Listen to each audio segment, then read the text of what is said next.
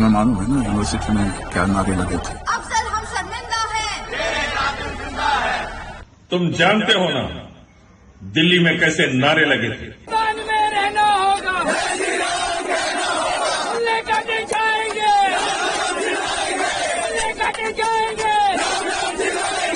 हिंदुत्व खतरे में। अगर हम इस देश से निकाले गए तो क्या कोई दूसरा हिंदू देश है जहां हम जाके रह सकेंगे? क्या हम खतरे में हैं? पूरा हिंदुस्तान खतरे में है।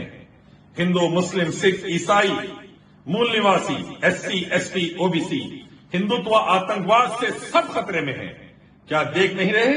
चाइना घुस गया है लद्दाख और अरुणाचल प्रदेश तक, हजारों किलोमीटर की हमारी जमीन खा रहा है, और यहां पर हिंदुत्व आतंकवादी आग लगाने बैठे हैं, देश को तोड़ने बैठे हैं, मस्जिद मंदिर के नाम पर, हिंदू मुस्लिम के नाम पर लड़ाई लगाने बैठे हैं, बाहर की ताकतों को, अंग्रेजों के गुलाम फिर से मौका देने बैठे हैं।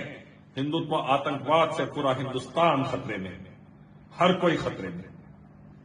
मुसलमान खुद को फक्र से मुसलमान बोल सकता है, तो फिर एक हिंदू खुद को हिंदू बोलता है गर्व से, तब साले तुम सबके बदन में आग क्यों लग जाती है? ये सेक्युलरिज्म का झंडा लेकर खड़े हो जाते हो। रोड पर गणेश पंडाल लगते हैं, दुर्गा मंडप लगते हैं, चंद मुसलमान नमाज पढ़ ले तो तुम हिंदुत्व आतंकवादी आग लगाने के लिए क्यों खड़े हो जाते हो? आर्टिकल 370 को इंडियन कॉन्स्टिट्यूशन से हटाया जा रहा है। क्या इस मुल्क को आग लगा? लोगों से तुम गले मिल रहे थे, दे वर डेंजरस पीपल समीर, वो टेररिज्म को बढ़ावा देते हैं। देश में महंगाई, बेरोजगारी, भुखमरी बढ़ रही है। बिल्कुल सही, लेकिन हिंदुत्व आतंकवादी मुसलसल लगे हैं देश का ध्यान बटाने पर।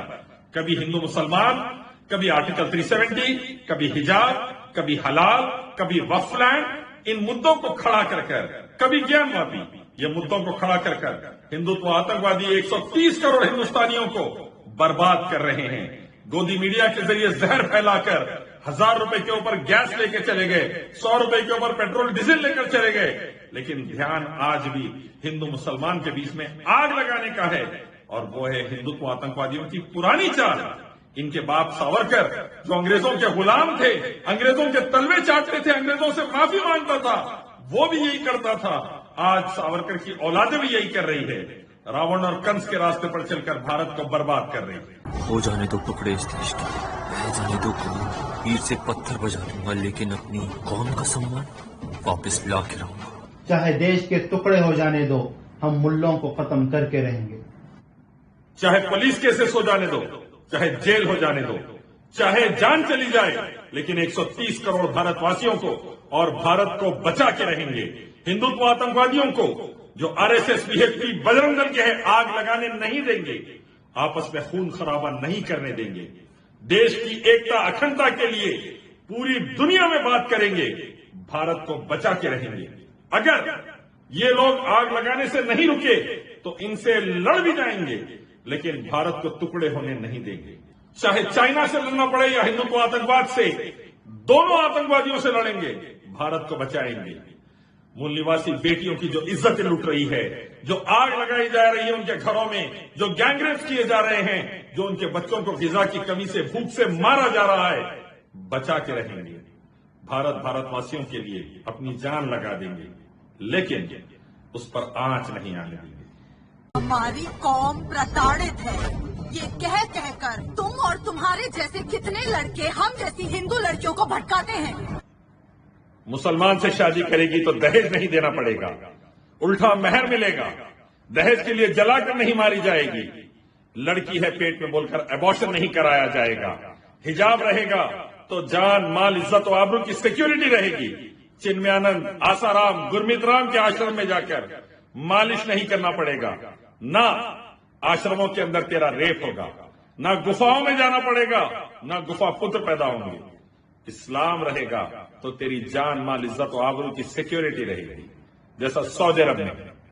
सुना तो मैंने भी यही है कि तुम लोग सारी दुनिया में इस्लाम फैलाना चाहते हो, कोई और धर्म रहने नहीं दो। इस्लाम रहेगा तो जातिवाद नहीं रहेगा, मूल निवासियों को इज्जत मिलेगी, खाना मिलेगा, दलित, एससी, एसटी और ओबीसी को नौकरी मिलेगी, उनकी बेटियों की इज्जतें नहीं लूटेगी, रेप्स और गैंग रेप्स नहीं होंगे। इस्लाम रहेगा तो शराब, जुआ, तंबाकू और तमाम किस्म की बर्बादियां खत्म होगी। हिंदू बेटियां प्रोस्टिट्यूशन में जो लाखों अपना जिस्म बेच रही है, وہ بند ہو جائے گا. اسلام رہے گا تو بھارت سعودی عرب رہے گا, سری لنکا یا افریقہ نہیں. ہندو تو جب جاگے گا نا, اس کی آندھی میں تمہارے سارے کالے منصوبوں کے پر کچے ہو جائیں گے. دیکھ مجھے ڈر ہے کچھ بہت برا ہوگا. مسلمان جاگے گا, مول نواسی جاگے گا, کرسچن اور سکھ جاگیں گے تو جانتے ہو کیا ہوگا؟ ویدا, گیتا, اپنشد, قرآن, حدیث سے سب کا مالک ایک ہے, اس کا نعرہ گونجے گا. سب کو ایکتا ملے گی. ہر قسم کی بربادی بھارت سے ختم ہوگی. آتنکواد ختم ہوگا, جاتی واد ختم ہوگا, اور آشرموں اور مندروں کے اندر جو معصوم بیٹیوں کی عزتیں لٹ رہی ہے ختم ہوگی. اور کرپشن کے نام پر اڈانی اور امبانی کا جو پیٹ بھرا جا رہا ہے اور دلتوں کو بھوکا مارا جا رہا ہے, یہ بربادی ختم ہوگی. مسلمان جاگے گا, امن و سلامتی, شانتی, انتی پھیلا کر رہے گا. سب کا مالک ایک ہے. میں اور سب ہندوستانی اور دنیا والے ایک ہے, ایک پلیٹ فارم پر ہے, اور اسی کے راستے سے ایک رب کی عبادت کے ذریعے ہی کامیابی ہے. محمد صلی اللہ علیہ وسلم کے راستے کے ذریعے کامیابی ہے. ویدا, گیتا, اپنشد, گرو گرنتھ, بائبل اور قرآن سے آواز نکلے گی. ہندو, مسلم, سکھ, عیسائی تمام ایک آواز میں بولیں گے کہ ہمارا رب ہے اور ہم ہیں آپس میں بھائی بھائی. ہندو اب وہ ہندو نہیں رہا جو ہوا کرتا تھا.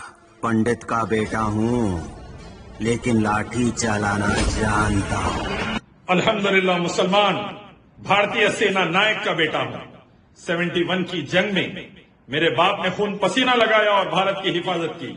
کوئی انگریزوں کے غلام ساورکر کی اولاد نہیں جو انگریزوں کی غلامی میں معافی نامے لکھ کر وظیفہ لیا کرتا تھا. دیش کے غداروں میں ہمارا نام نہیں, دیش کی حفاظت کرنے والوں میں, دیش کو آزاد کرانے والوں میں ہمارا نام ہے.